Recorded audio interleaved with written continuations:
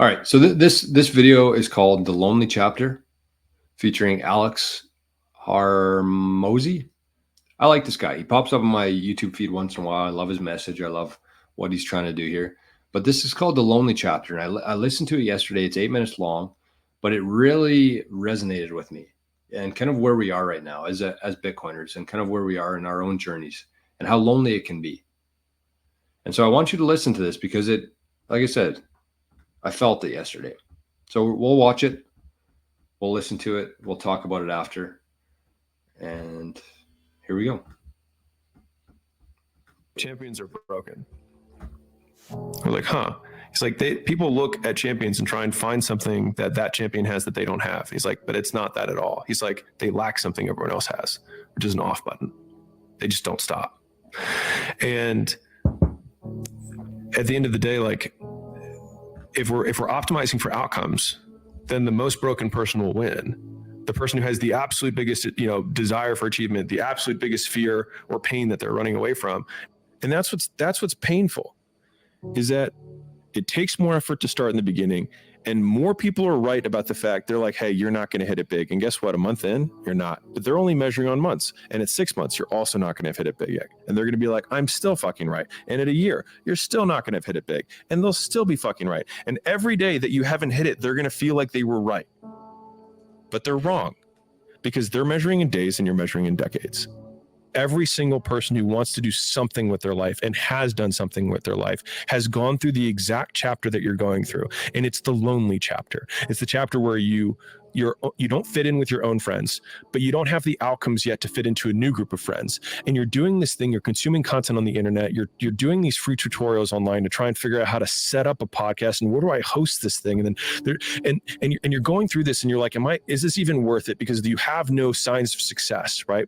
But if there's anything that you can take away from what we're saying right now, is that the sign of success is the hate that you get along the way. And what you can't do is bend the knee to their hate and fit back into the conformity because it's comfortable and it's warm. Because like in the Matrix, when Trinity opens the door, when Neo's about to go take the red pill and he wants to get out of the car, she says, Neo, you've been down that road and you know exactly where it leads. And I know that's not where you want to be.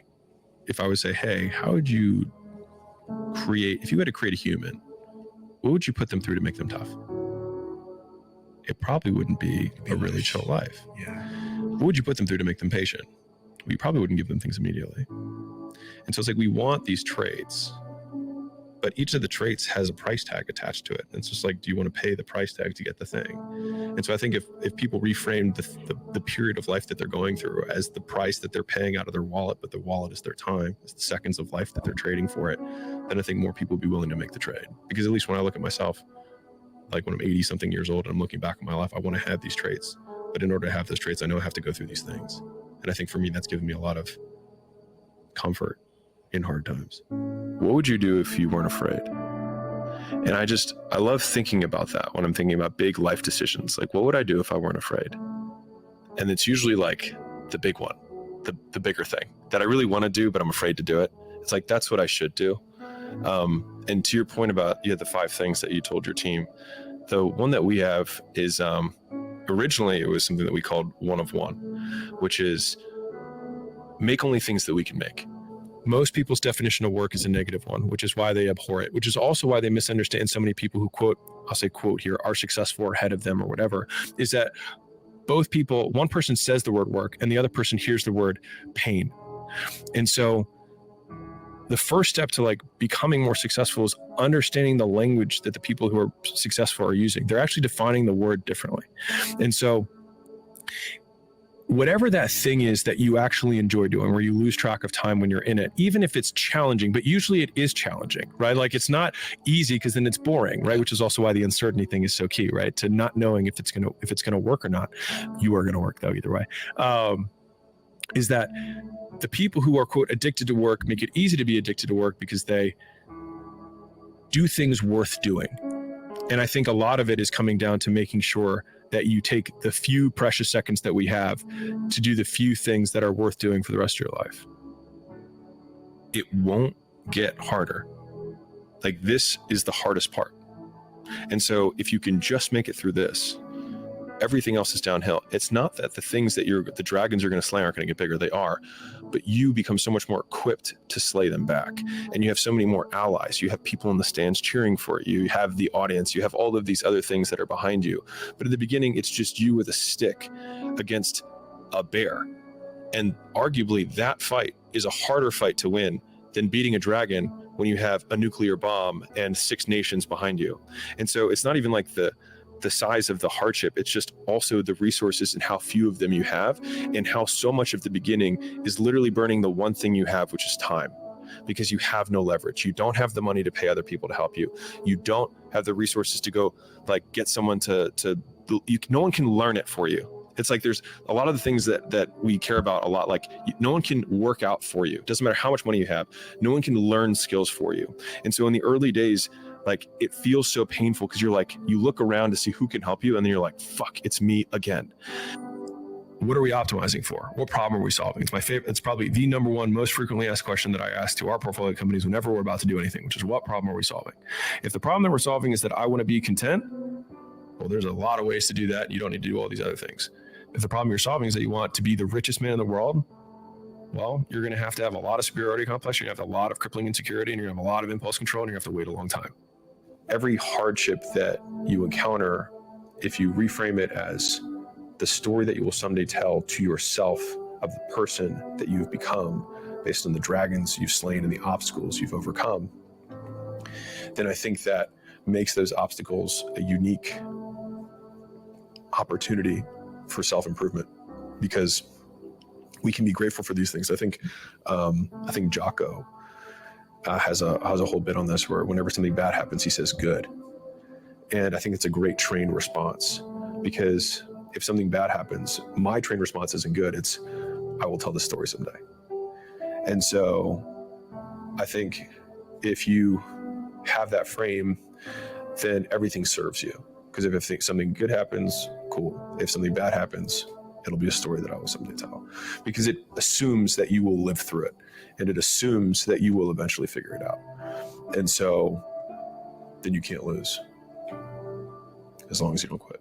There's a teacher and he's got 2 classes that he teaches. And one class, he says, the only assignment for this whole semester is that you come back with a perfect clay pot. That's it. That's the assignment. The other class, he says, your objective is to make the most total quantity of clay pots, and you'll be measured by how many pots you make.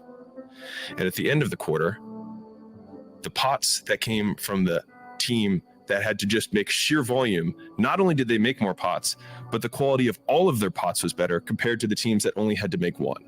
And it just underlines the biggest lesson that I've learned in my life, which is that volume negates luck, is that you can try to be lucky and pick the one perfect thing and try and make it.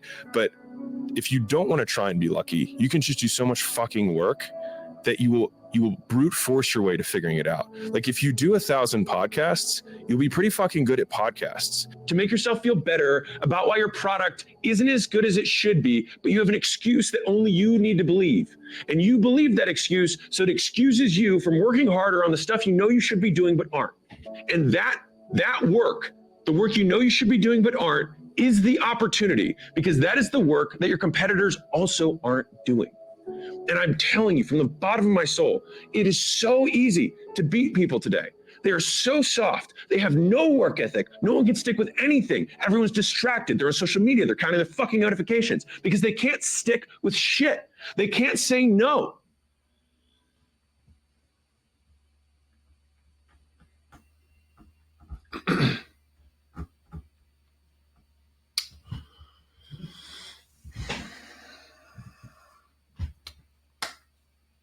I don't know what to say after that.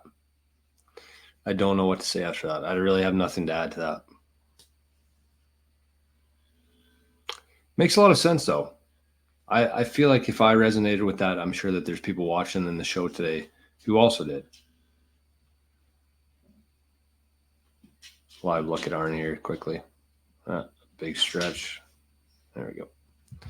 So what I would say to that is a couple things. And I actually disagree with a few things that he did say. I agree with 99% of it. But the one thing that I said, Jason said, who's that dude?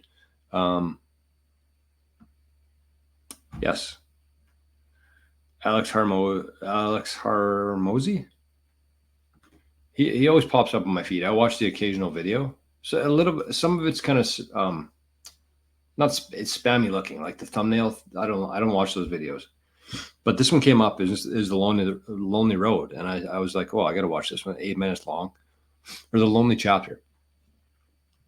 But the one thing that I do disagree with him there is he said that success is measured by the amount of haters that you have. And me personally, I don't know that that's accurate. I don't think that that's something you should be striving to do. I'm more on the side of Earl Nightingale in the sense that having a direction, having a goal, having one goal, and knowing what you're working towards there, that's success. I believe that more than the haters. Because if you understand that, and if you're dialed into that and you say, this is what I want to do, and I'm going to make every micro decision throughout the day, throughout the week, the years, going towards that goal, then you don't hear anything else. And even if you hear things, it doesn't matter what they're saying, because you know what you want to do in your heart, in your soul, and you're on that road, headed that direction. And it does not matter who's on the side of the road throwing eggs at you or throwing shit at you. It does not matter. So I think that the success there is knowing the direction, and as Gary Vee says, plugging your ears to it and just moving forward, moving towards that goal. But he also talked about leverage. And that was the other thing too, was that I talk about leverage all the time in terms of Bitcoin. He phrased it a little bit differently, but he said that at the start of your journey here, no matter what you're doing, if you're starting a podcast, if you're starting a business, it is a very lonely place, and it's because you have no resources, you have no leverage, you have no networks around you who can help you. And it's a tough place. And if you can get through that part, on the other side of that is where the leverage comes from. So I'm going to tying Bitcoin into that, not only just money and resources and network, but if you're doing something now and you're growing your network and you're accumulating Bitcoin, you're not going to have leverage like we had in the old system. You're going to have leverage times 100 to help you. Once you cross that barrier, and as you grow yourself and as the value of Bitcoin grows, you're going to have 100x the leverage and the power that you have today, because of your network, because of the knowledge, because of the proof of work that you put in, but also because you're holding the greatest asset that's ever existed that will do nothing but go up for the next 1,000 years. So you have that, you understand how much a sat's going to be worth in 10 or 20 years from now. And look at how much you have and how much you're going to be able to leverage for your business or for whatever your venture is. So your day is going to be, okay, well, today I'm supposed to do this. Okay, well, can I pay somebody to do it? I'll pay somebody 50 sats to do this today, and my day's free, and I'll go to the golf course. That's really what we're working towards here, right? We want to focus on that direction. This is me anyways. I'm not going to speak for everybody here, but that's what you want. That's what you're buying with money. That's what you want, is freedom and leverage. And you want to be able to say you're building things and you're adding value to people. But once you have that leverage, once we cross that chasm and say, okay, all of a sudden with 100 sats today, I can fly to New York. Or with 100 sats today, I can hire somebody to cut my grass, so I don't need to spend 2 or 3 hours doing it. And if you like cutting your grass, that's a whole different story. But what we're buying here, the leverage that we're gaining, is things that we don't want to do. We're heading the same direction, but instead of actually having to do those things that we had to do at the start of this journey, we now have the financial leverage and the Bitcoin leverage to be able to free up our own time. That's what everybody's chasing here, is time to do what we want to do. So tie that whole thing together and just understand where we are today, what it's going to take to get to that point, the adversity and things that we have to overcome, and how much more that's going to mean at the end of it, at the end of our journey. You don't want to just buy Bitcoin, sit on the sidelines, wait for it to go up, and sit on a fucking island by yourself. I mean, some people might. I don't. I think that the people who are here today want to get to that point, but also have the impact and do the work and add the value to people's lives so that you're not by yourself at the end of this thing. So, and I actually loved it. I must have cut the video off yesterday. I must have been too impressed by it before I even watched the end of it. But I loved his pottery example there too. And I want you to take that to heart, because it's true. What do you say? Volume negates luck. Volume negates luck. And he said that there was 2 classes, just to reiterate that. 2 classes. One class had the whole semester to build one pottery, or one fucking, I don't know what it is, one thing. And the other class was based on how many they could build. And the more you build, the more you do it, the better you get at it. And he said that it was always the class who had to build as many as they could that had the better version of it, because they did the work. They put in the work there. They got the process down. They figured it out. They figured out what works and what doesn't. And think about something like that in terms of doing a YouTube channel or a podcast or a Nostr post. If you had a year to think about the best podcast that you could make and you had the whole year to do it, it's going to be fucking shitty, because you have no practice at it. You have no network. You have nobody that you can reach out to at that point. And even if you have a year to do it, it's going to be horrible. Whether on the flip side of that, if you're doing it every single day, the first couple will be bad. But after a year, you're going to have an entire network there. You're going to have all that practice. You put in the work. And I love that. Volume negates luck. And I don't know if luck's the right word there. Volume negates something, though. The more you do something, the better you are at it. And that's all that matters. I like to use the term shoot then aim. That's something that I implement into our King Golf stuff. But just shoot then aim. You just throw stuff at the wall. Some stuff will stick, not everything will, but you're not going to ever have the perfect situation, the perfect circumstances, or the perfect piece of pottery. You're never going to have that. All you can do is figure out where you want to go and take every step possible working towards that, and do it. Get the reps in, do the work. That's what Bitcoin embodies, is proof of work. So what the fuck do I know, though?